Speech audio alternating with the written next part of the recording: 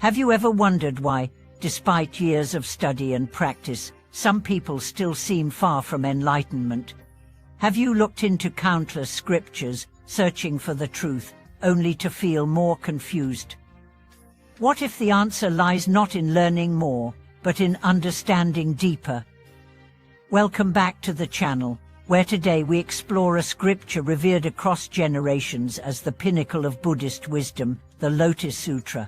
But more than that, we'll explore what it means for you, right now, in your journey toward awakening.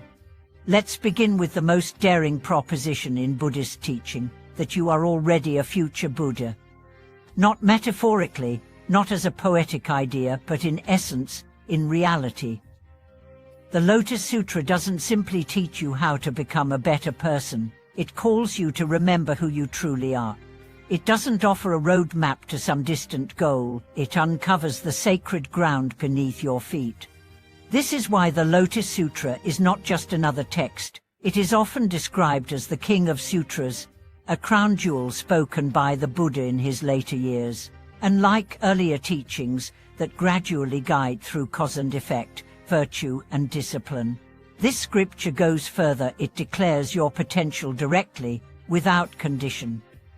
It breaks the illusion that only monks, only saints, only the exceptional can reach the ultimate. Instead, it says all beings, if they so will and so act, are capable of Buddhahood. It begins with faith, but not blind faith. Faith in your own nature, faith in the vow you once made, perhaps in a life long forgotten. That vow said, I will awaken, I will return, and I will help others do the same. The Lotus Sutra calls to that vow not as something new, but something ancient, waiting for your remembrance. Consider this, the Buddha tells even his senior disciples, those who believed they had achieved final understanding, that there is still more. In the Lotus Sutra, he reveals that all teachings before were skillful means, steps toward a greater truth.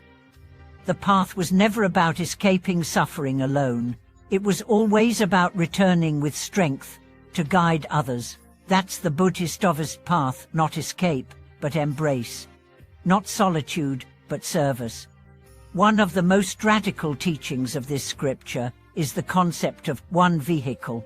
In it, the Buddha declares there are not three paths of disciples, solitary realizers and Buddhistas, but one, just one true path, the path to Buddhahood. All others are temporary, transitional. This challenges the very hierarchy of spiritual stages. It tells us that even if you feel ordinary, you are walking the same path as the great sages, that even the smallest seed contains the full potential of the tree. Let's reflect on a story from the sutra. When the Buddha reveals that Shariputra, his disciple known for wisdom, will become a Buddha, it shocks even the assembly. Why? Because Shariputra had believed he was on a lesser path, but the Lotus Sutra shows that even that belief was a temporary tool. Beneath it, the seed of enlightenment was always growing. That is the Lotus Sutra's power. It doesn't elevate the few, it awakens the many. Now let's talk about transformation. In the Lotus Sutra, a poor woman can become a Buddha. A dragon girl, often symbolic of marginalized vices, becomes enlightened instantly. The text dismantles boundaries, gender, caste, status. All that matters is sincerity, vow, and action. This is revolutionary. It says that your circumstances don't limit your awakening. Your essence does not need permission. Why the lotus? Because the lotus grows in mud, yet blooms unsmelled. It is rooted in the world, but not of it. This is your life. This is your practice. You are not called to escape your family, your career, your responsibilities. You are called to bloom in the middle of them. Your messiness does not disqualify you. In fact, it's the very ground where your wisdom grows. The Lotus Sutra also speaks to a deep longing we all have to be seen. It assures us that the Buddha sees us, that we are not forgotten, that our effort, our faith, our tears are known. When the Buddha says, I have always been here, He's not referring to the historical man.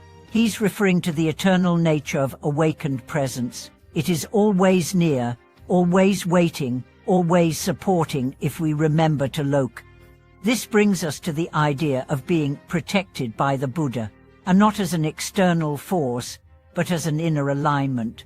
When you uphold the Lotus Sutra, you align with that which is beyond change. You become unshakable, not because life becomes easy, but because your foundation is truth. The sutra even says that reciting a single phrase with faith can shake the universe. Why? Because it's not the sound, it's the sincerity. It's the return to your vow. So how does one practice the Lotus Sutra? By living it, not just reciting, though that's powerful, not just writing it, though that has deep merit, but by embodying its mess, that everyone you meet is a Buddha in disguise, that every moment is sacred, that every difficulty is a doorway. When you teach someone, no matter how humbly, about their inner light, you are practicing. When you offer comfort, patience, courage, without needing recognition, you are practicing. When you choose to keep your vow, even when no one sees, you are practicing. The Lotus Sutra is not a destination. It is a declaration. It says, I am not small, I am not broken, I am awakening, and I will bring others with me. In our modern world, it's easy to feel lost, distracted, pulled by 1,000 voices. But when you return to the Lotus Sutra, you return to clarity. You remember your life is not a random event. It is part of a vast, sacred unfolding. Every act of kindness echoes, every act of compassion ripples, and every return to truth is a victory over despair. To those listening, if you have ever doubted your path, know this, the path is you. The Buddha is not above you. The Lotus Sutra says the Buddha is within you, not metaphorically, but completely, literally, inherently. You are not waiting to become. You are remembering what you already are. Thank you for watching this video. If this message resonates, share your journey below. Let's awaken together, vow together, return together. Don't forget to subscribe, like, and stay tuned for more explorations of timeless wisdom.